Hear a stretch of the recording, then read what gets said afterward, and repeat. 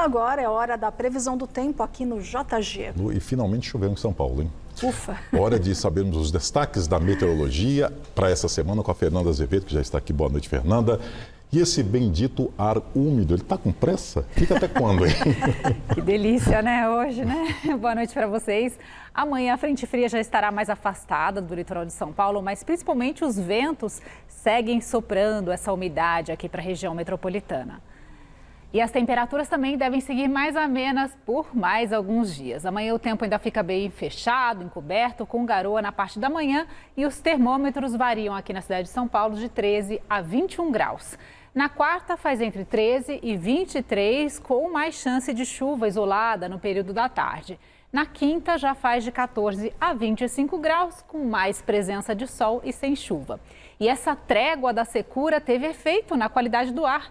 Veja aqui na Grande São Paulo e também no litoral, todas as estações de medição aqui em verde, né, significam níveis bons, né, boa qualidade do ar. Mas aí quando começamos a nos afastar aqui em direção ao interior, longe da atuação da frente fria, os medidores já apresentam qualidade moderada e até ruim, principalmente nas regiões de Rio Preto, Catanduva e também em Ribeirão Preto, onde o risco de queimada segue em níveis de emergência ainda nessa terça, apesar da mudança de ventos e da umidade. Essas áreas aqui são longe da frente fria, então não foi suficiente ainda para acabar com todos os focos. Mas houve redução importante. Segundo a Defesa Civil de São Paulo, hoje temos 3 focos de fogo ativos no estado. Em Bananal, o incêndio persiste em 2 focos grandes e outros diversos pequenos. São 3 aeronaves atuando no local, com equipe dos bombeiros, Defesa Civil, Fundação Florestal e também voluntários. Há focos ativos também em Mococa, em Itirapuã e também em Itapiratiba, na região de Campinas. O foco foi controlado nessa tarde, mas a área segue em observação. Em São Paulo, as chuvas amenizaram a situação, mas no Distrito Federal a seca persiste. A capital do país amanheceu hoje coberta por fumaça e a Polícia Federal abriu inquérito para apurar o incêndio no Parque Nacional de Brasília. 700 hectares de terra foram queimados. O incêndio de grandes proporções que começou ontem no Parque Nacional de Brasília, conhecido também como Parque da Água Mineral, cobriu a capital federal de fumaça na manhã desta segunda-feira. Uma altura assim de mais ou menos 6 metros de chamas e a comunidade começou a se mobilizar. Começamos a pegar baldes com água e começamos a tentar controlar o fogo para não avançar mais ainda para próximo às residências, né? E o que a gente vê é essa tristeza que ficou agora.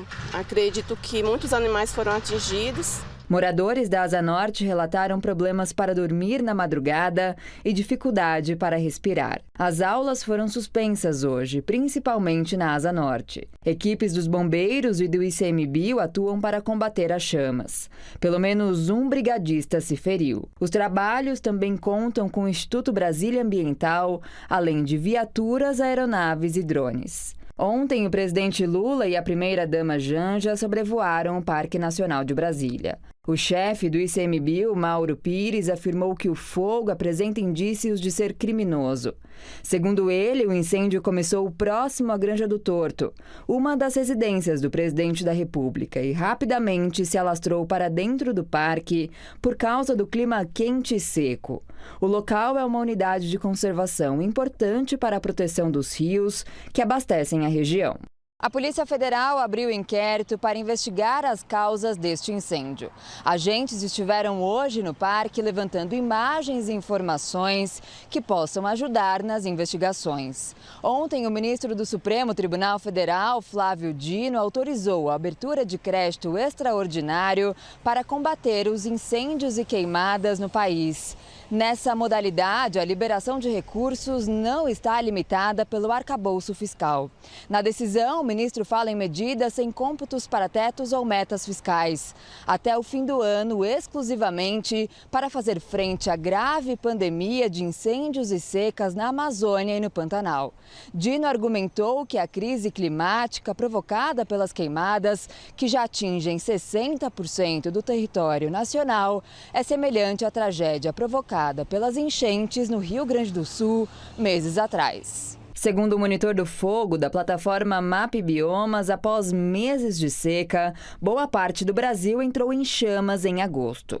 A intensificação nas últimas semanas pressiona serviços básicos, como o fornecimento de energia e água. Nesta segunda-feira, o ministro de Minas e Energia disse que a pasta, muito provavelmente, deve propor à Casa Civil o retorno do horário de verão no país, sem mencionar data. Alexandre Silveira declarou também que não há tempo para decretar no curto prazo e, se ocorrer, será com um amplo planejamento. Segundo ele, o retorno olha para duas frentes: a necessidade de segurança energética para aliviar a demanda no horário de pico e o impacto positivo, segundo a pasta, em áreas como comércio e turismo. Amanhã, o ministro tem reunião extraordinária com o Comitê de Monitoramento do Setor Elétrico para retomar a discussão sobre as medidas que vão fazer frente à seca e o impacto nos reservatórios. Direto para Brasília, onde está o repórter Afonso Marangoni. Boa noite para você, Afonso. Hoje o presidente Lula teve uma reunião com a ministra Marina da Silva para discutir medidas contra incêndios. Queria que você contasse mais sobre esse encontro, mas primeiro nos atualize sobre a situação do ar por aí. Como é que está a situação?